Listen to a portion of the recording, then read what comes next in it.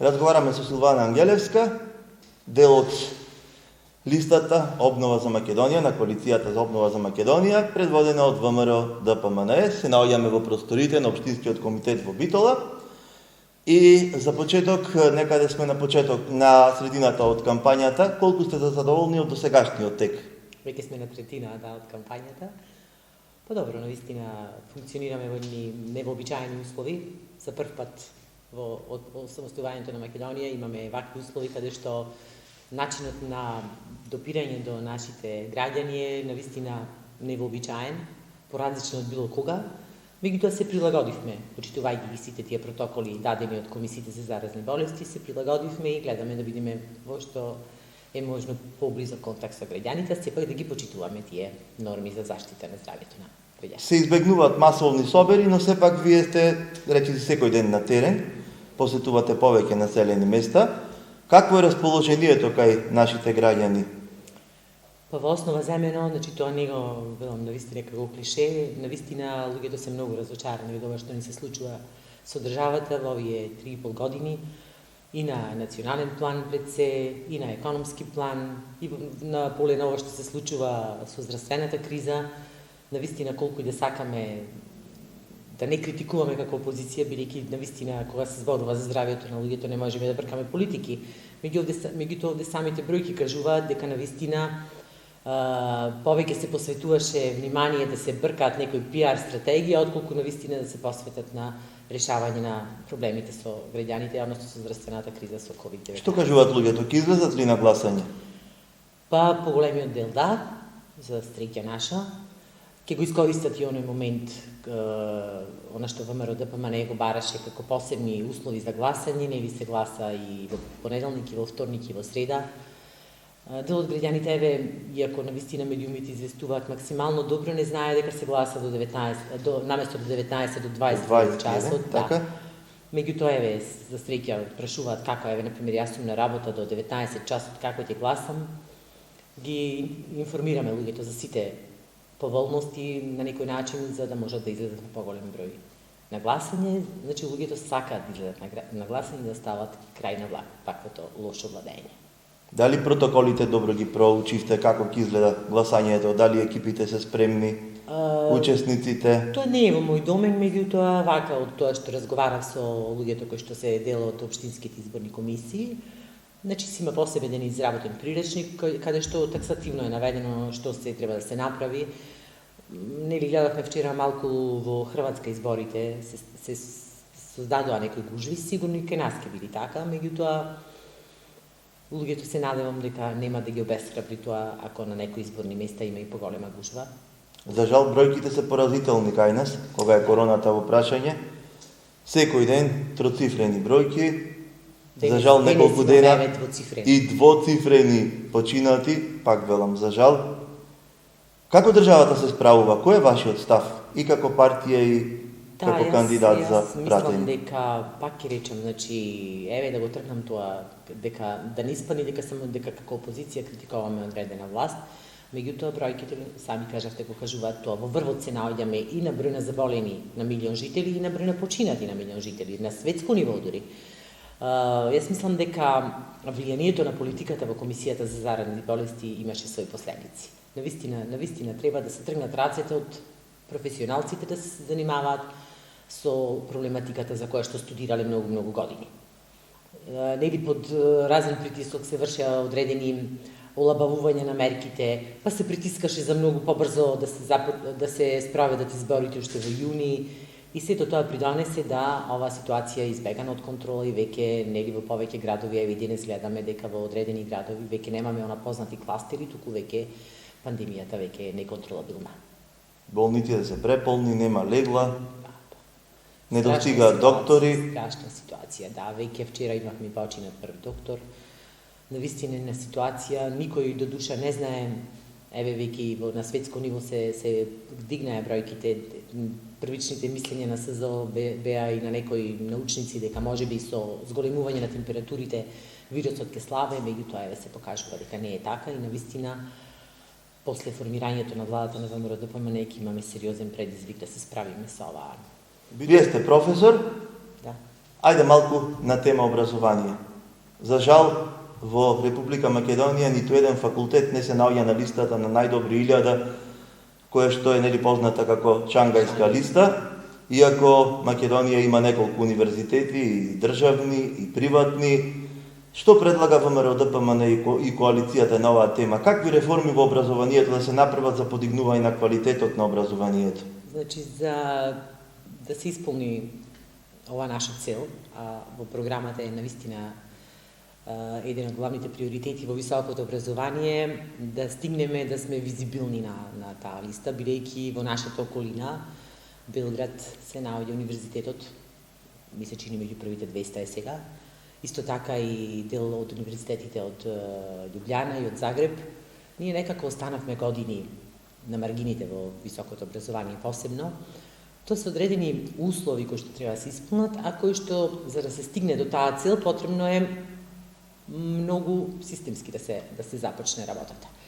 Бидејќи за да имате професори кои што објавуваат трудови со импакт фактор, треба да имате проекти, а за да професорите прават проекти, треба да имат државата да се погрижи за тоа. Кадар имаме. Така. Значи, за среќа имаме високо образован кадар, доктори на науки, меѓутоа во последниве години многу малку се одвојуваше за наука во високото образование. А во главном, значи, одработењето на проектите произлегуваат и трудовите во истражувачката дејност на професорите. Затоа ВМРО ДПМН ќе се посвети на одвојување на поголеми средства во пред се научна работа, меѓутоа за да се стигне на Шангајската листа потребни се и други критериуми, инфраструктура, разни други критериуми, значи во секој случај ќе мора да направиме комисии посебни кои што директно ќе се посветат само на исполнување на критериумите за подигнување на некои од универзитетите, барем еден напишано во нашата програма, јас се надевам дека ќе видат и повеќе, Капитолскиот и Штипскиот, барем еден универзитет да се наоѓа меѓу првите 1000 барем на Шангајската листа. Каква е состојбата во нашиот универзитет во кој што и вие работите?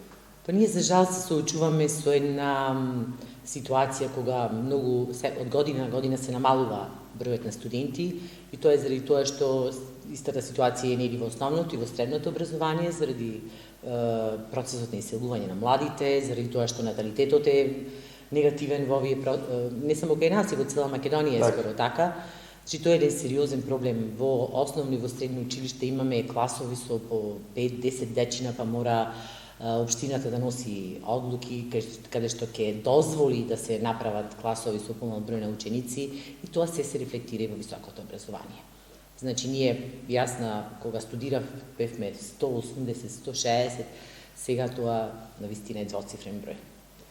Потоа се сретнуваме со еден проблем кој што значи квалитет на основното и средното образование, што ние го гледаме веќе кај студентите во високото образование и самите податоци кажуваат дека нашите дечина на тие тестирања на светски рамки се на едно многу ниско ниво.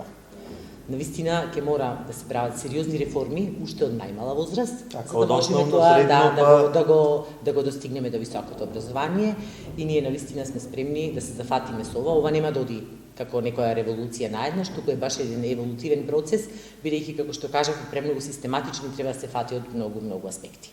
Прво да се погрижиме младите да не се иселуваат од земјата, па да се подобрат студиските програми во образованието, да се инвестира во самиот, да се стимулират и професорите повеќе да се посветат, тоа се прави, се разбира, со посебни зголемување на платите, награди,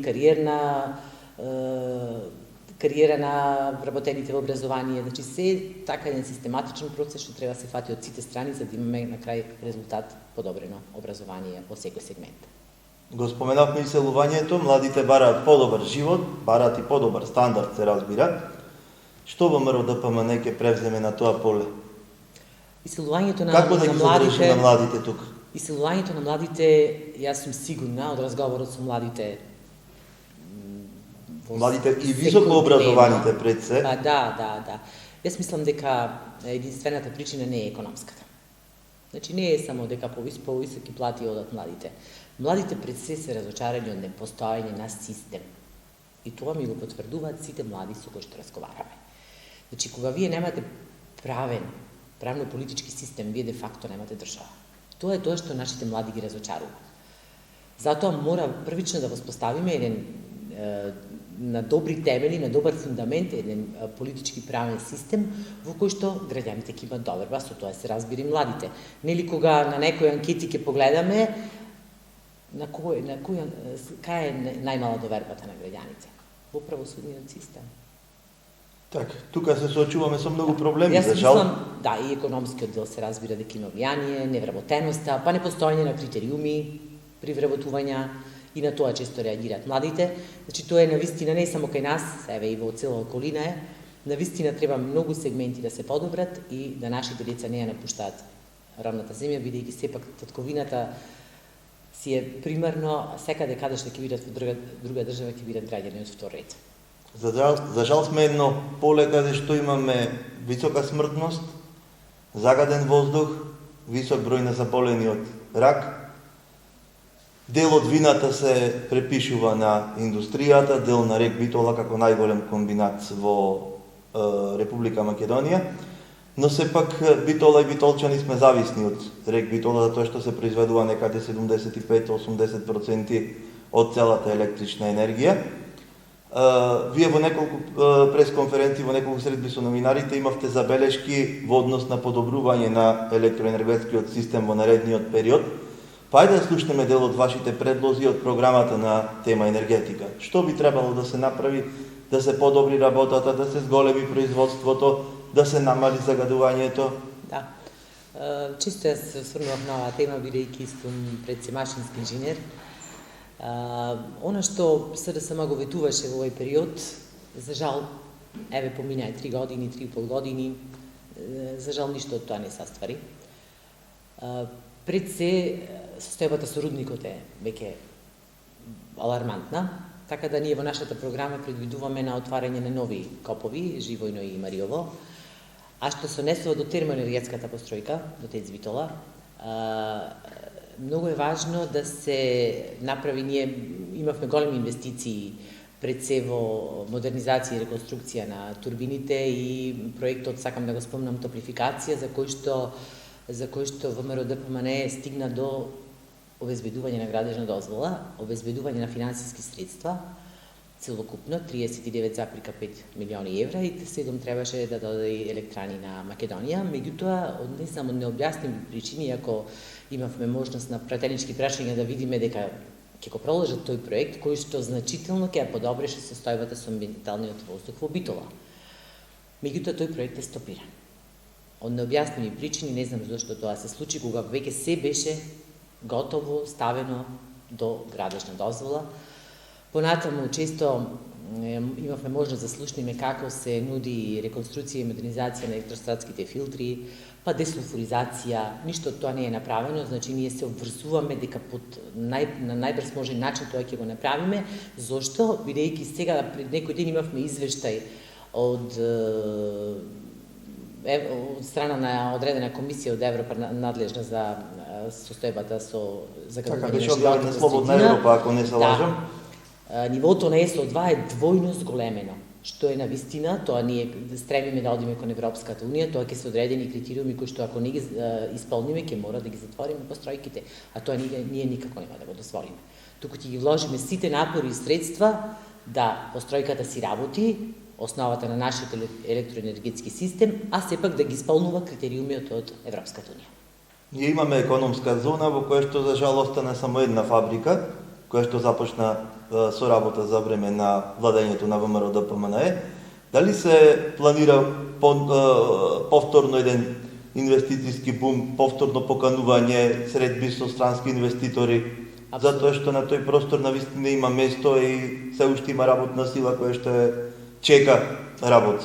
Да, ние во времето на ВМРО ДПМН имавме, еве само во нашата околина да споменеме неколку инвестиции, тоа е Дрекселмаер во Кавадарци, Гентерм меѓу Прилеп и Битола, кај нас Кромберг и Шубер, Костал Волхрид и така натаму, да не ги набројувам сите, кои што значително придонесоа за намалување на бројот на невработеност во овој регион. На 20.000 овие неколку фабрики, сигурно има вработени. 6.000 имаше Кромберг и Шубер, сега има одредени проблеми заради кризата, намален обем на работа, Меѓутоа, во овој период од 3,5 години апсолутно не е донесена ниту една инвестиција. Дури имавме можност кога таа господја таму што е, не знам, без ресори или со странски инвестиции, не знаеше да направи ниту една инвестиција, бидејќи инвестиција не постои. Не постои. Ние се обврзуваме дека веднаш после изборите, кога ќе формираме владата, веќе ќе во првите 100 дена веќе ќе донесеме нови инвестиции. Значи ќе повторат сите оние соработки со странските инвеститори, кои што се надевам дека ги има заинтересирани за влез во нашите индустријски економски нивата да се работи зони. во администрација. Во ваше време започна изградбата на повеќе патишта, која што беше прекината, па некои се довршија, повеќето не.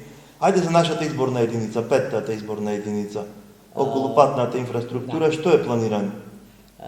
Со оглед на состојбата, со економската состојба која што сигурно после изборите ќе направиме ние пресек колку е тешка, еве само во последните 6 месеци над 450 милиони евра владата е задолжена. Меѓутоа, земајќи предвид и таа тешка економска состојба во која ќе се најде буџетот, ние ветуваме дека ќе ги доправиме за петтата изборна единица, еве ќе споменам само патот Охрид-Кичево, кој што исто така беше во завршна фаза, меѓутоа се наоѓа причини, као крива траса, права траса, ние искривија, ние исправија, патот се само да не се заврши. Да, апсолутно ниту ветуваа 600 километри автопат, ама нека кажат кој пат го направија со проекти го доградија. Апсолутно нема такво нешто. Ние се обврзуваме дека во наредниот период 4 годишен ќе го изградиме автопатот Битола-Прилеп и ќе го доградиме брзиот експресен пат Прилеп-Градско, кој што нели се работеше и тој се прекина, па имаме месечини тужби од фирмата која што требаше да ги заврши работите и се обврзуваме исто така за експресен пат Битола-Меджитлија со грчка граница.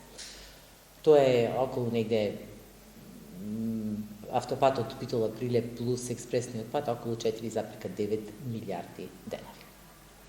Значи направени се и финансиски конструкции. Да, направени се финансиски конструкции, земена во предвид проекција е направена за движењето на буџетските средства во овој период пост пандемијата со COVID-19. Ајде малку за Битола при крајот на овој наш вкус разговор. Битола е на добра положба, во близина имаме две езера, го имаме Пелистер. За жалајте, сега ради короната малку ќе си најдеме сите оправдувања зашто немаме туристи, немаме движење, но така беше за жал и изминатите 2-3 години. Дали новата влада на ВМРО-ДПМН ќе посвети поголемо внимание на привлекувањето на странски туристи и дали ќе се работи на обновување на овие капацитети кои што ги имаме или изградба на нови? Па, ние во програмата можеби експлицитно не ставивме некои проекти од ваков тип заради тоа што тоа ги опфаќавме оние покапитални проекти. Се разбира дека ние како битолчани нели често знаеме и така да речеме без разлика која партија на власт дека не се посветува доволно време доволно не го завзема доволно заслуженото место Битола. Меѓутоа навистина ќе се посветиме на промоција на туризмот. Сега навистина баш тие туристички агенции, туристички се што е туризмот, веќе оператори, веќе се во една тешка ситуација. Меѓутоа ќе го надминеме ова и навистина треба да се направи на сериозна промоција, реновирање на капацитетите, а можеби ќе имаме некои изненадувања за кои што битолчани ќе имаат да видат. На самиот крај, ВМРО-ДПМН води скоро на сите анкети. Какви се вашите очекувања како партија и како поединец? Јас очекувам една убедлива победа на ВМРО-ДПМН и коалицијата за обнова на Македонија. Не само што граѓаните знаат дека кога ВМРО-ДПМН дава честен збор, си стои на зборот, не само што оние проекти кои што сме ги ветиле се навистина остварливи, значи не одевме со некои напумпани проекти кои што или нереални ветувања, туку напротив, проекти кои што се остварливи со една напорна работа, меѓутоа исто така мислам дека граѓаните веќе препознаа, а и останува уште неколку дена да препознаат дека навистина ќе работиме често, напорно, професионално, транспарентно и пред се отчетно. Она што го краси ВМРО ДПМН кога имало можност да биде на власт во Република Македонија е се што е ветено, на одреден период се дава отчетност колку е тоа сработено. Битола има овој пат реална можност да имаме неколку пратеници од Битола, од вашата коалиција, Да, и носител Битолчанец. да. Па се надеваме дека достојно ќе бидеме представени преку вас во собранието и дека поголемиот дел од овие проекти кои што се најавуваат ќе бидат реализирани за доброто на сите нас, а не само нас, на сите во изборната единица 5 кои што ќе ги застапувате. Пред да ви посакаме успех, дали ќе упатите некоја порака за гласачите? Па сакам да упатам порака да дојдат на 15 јули, да излезат на гласање, да ги почитуваат сите тие препораки кои што здравствените власти ги даваат, да бидат можеби малку истрпливи заради цела таа ситуација и да го дадат гласот за ВМРО ДПМН и коалицијата за обнова на Македонија, зашто тоа е вистинската опција. Ви благодариме и ви посакуваме успех. Ви благодариме на вас.